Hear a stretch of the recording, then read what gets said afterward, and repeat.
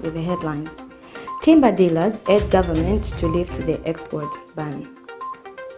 Northwestern Province tops the list on unemployment levels.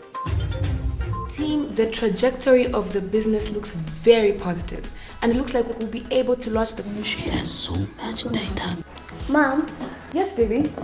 It says here, global warming and climate change is caused by the pollution from careless activities of human beings. Wow! Son, do you know I can turn my phone into a TV remote? How's that possible? It's so easy. Check this out. Be smart, be fast with our data for only 200 kwacha and your 70 GB LTE data bundle with free Netflix, YouTube, Facebook and WhatsApp. Visit our Facebook page, website or service centers countrywide for more information. Zamtel, your digital lifestyle partner. Thank you for staying with us, and now the news in detail. Timber dealers in Lusaka have appealed to the government through the Ministry of Green Economy and Environment to lift the export ban on timber, stating that the ban has negatively affected their business. In an interview with Camnet News, the dealers say the trucks of timber have been stationed in Lusaka's Chinika's industrial area for days now, as Chinese businessmen have stopped buying. These are timber dealers in Lusaka who say they're languishing in poverty as they cannot export timber due to the non-issuance of export permits for the same. The timber sector in Zambia has been under scrutiny as it is one industry filled with rumors of illegal deals for individual benefit. Despite being one of the areas where the country can benefit and gain a financial muscle, this industry is said to be of little benefit to the country's economy due to irregularities. To bring sanity to this industry, government through the Ministry of Green Economy and Environment instituted an audit aimed at assessing the timber industry and putting in place clear measures to guide the buying and selling of this commodity. These timber dealers, however, say it has now been over 3 months since this audit was instituted, but the non-issuance of export permit has continued, causing them to operate at a loss. The market price of timber has gone down. It has really gone down. The problem that is affecting the market price is because the government hasn't started issuing export permits. And when there are no export permits, meaning the Chinese, who are main buyers, about 90% of our buyers are Chinese. So they are not exporting due to government not issuing the same export permits. Now it has really affected us as timber suppliers, because we can't sell as we expect. Nothing, we're not doing anything, because you can imagine all these trucks you are seeing here, some of them, they have been here for 4 days. As timber dealers, we're actually suffering. We go in the bush and spend over 100,000 concerning these timbers.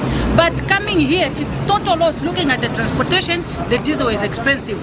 Mumpanga, the production licenses, everything is expensive. So we are appealing to the government. We want Mr. HH to look into this matter.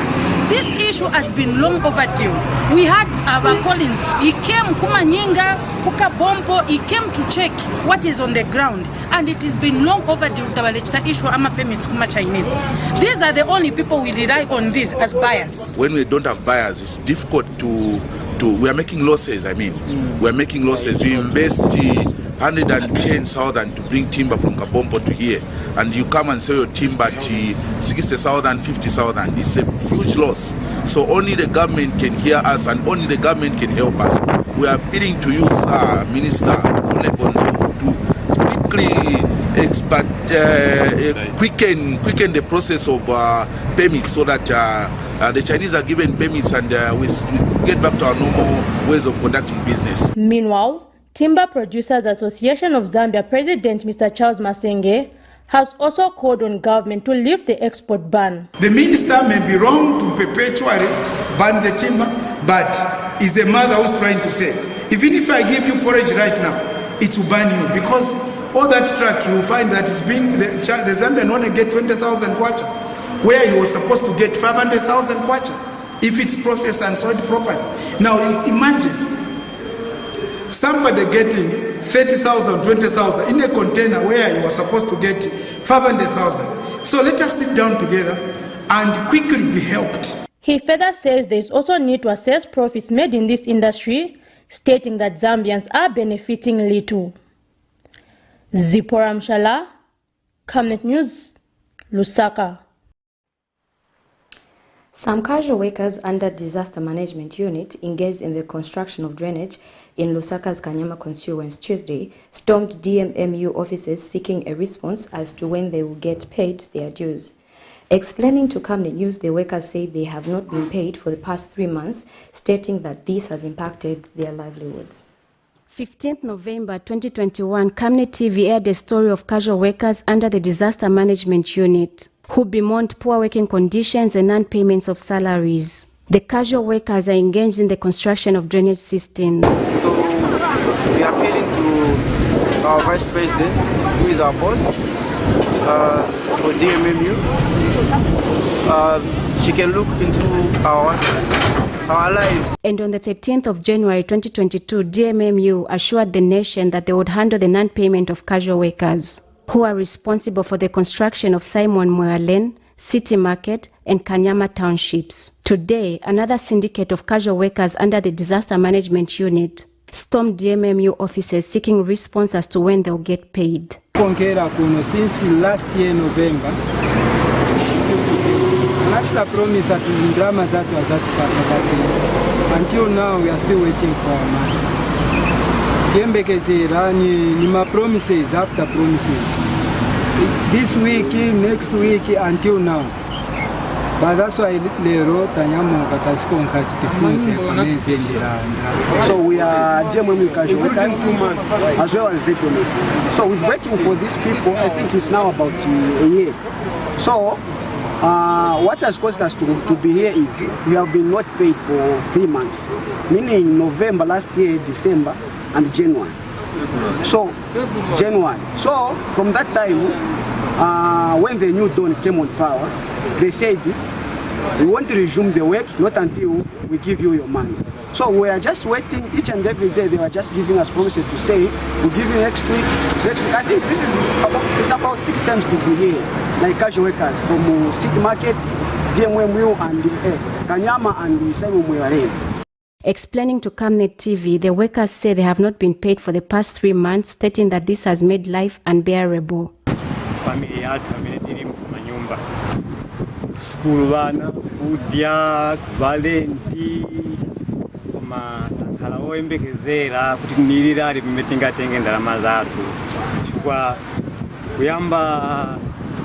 November, December, every time job, every day. Tuesday, next week, solo na manyumba, anati chosa te bantu. Esa kuno mkukurusha kwimpe kwa tuwafureshe kwa njia. Tuwawo mbemye shishingi, miezi 3 tatulekola kuma mu November, December, January basa tumika mukibika tawe. Besi nga mwafuro manje mkapitisha kuomba. Mboku mu January afika na lero mpira tulekoka. Ikoka ombera mu City Market, rapa pepe na pasimu na mama City Market yadi mina no kwa timpia tabatu pera. An effort to get a comment from DMMU National Coordinator could not succeed by broadcast time as he was in a meeting. Blessings Chakwila, Camnet News, Lusaka. The Patriotic Front party has expressed with concern that the decision by ZESCO to give foreign companies a contract to supply treated poles. PF Media Director Antonio Mwanza says the decision to exclude local companies indicates that the UPND is not concerned with the welfare of the citizens. The decision that has been made by ZESCO to offer a huge contract to supply poles to foreign companies from Zimbabwe and South Africa is further proof that the UPND government cares more about foreign investors as opposed to our own local Zambian businesses. What government should have done was to give the volumes that Zafico and our local investors can manage to Zafico and our local investors, and then give the remainder to the foreign companies. But to completely remove all Zambian-owned companies, including our own Zafico, to completely exclude them from the tender clearly shows that this government has no intention whatsoever to empower our own companies. The Zambian Statistical Agency, Zamstat, has indicated that the northern province, The Zambian Statistical Agency, Zamstat, has indicated that the northwestern province has the highest unemployed levels in the country at 27.7%. Zamstat interim statistician General Super Mlenga says the country's labor force in 2021 stood at 3.6 million people by rural and urban and sex, and that 3.2 million are unemployed. Zambia had for the first time in over a decade posted economic contraction of -3.1% in the year 2020. The recession resulted in higher unemployment levels, lower wages and incomes, and lost opportunities. The former Patriotic Front administration made several trends to fix the economy. However, high inflation rates and depreciation of the local currency made the situation even worse.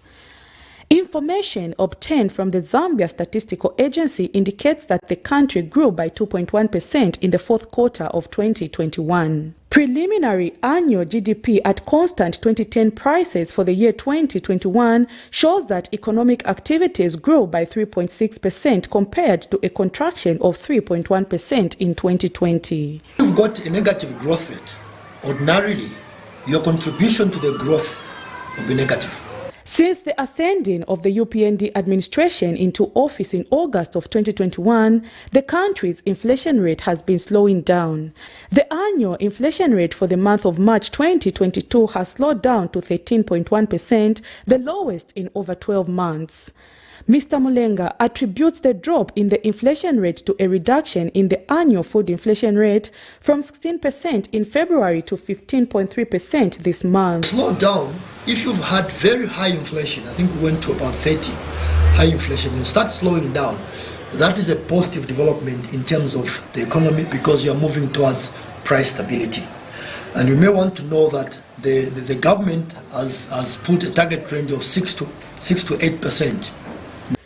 Meanwhile, the labor market statistics has shown that the working age population increased by 1.3%. However, only 3.2 million from the total working age is employed. Of the total labor force of 3.6, the total employed population during the year of 2021 was 3,164,748, simply estimated at 3.2 million. Northwestern Province recorded the highest overall unemployment levels at 27.7%, seconded by Luapula Province. In Province, we've been talking about the fact that the economic activities are quite high there. We've got 3 big mining companies, but unemployment is high. One of the explanatory factors could be that the mining of today is capital intensive, and therefore it's not labor absorptive. This shows therefore that there is need for the country to provide more employment opportunities if the country is to attain its vision of becoming a prosperous middle-income country by the year 2030. Prudence Chota, reporting for Camnet TV News. Thank you for staying with us. This brings us to the end of our media news, but before we go, let's take a look at the headlines once again. Timber dealers urge government to lift the export ban. Northwestern Province tops the list of unemployment levels. My name is Amazing Katamanda. Good afternoon.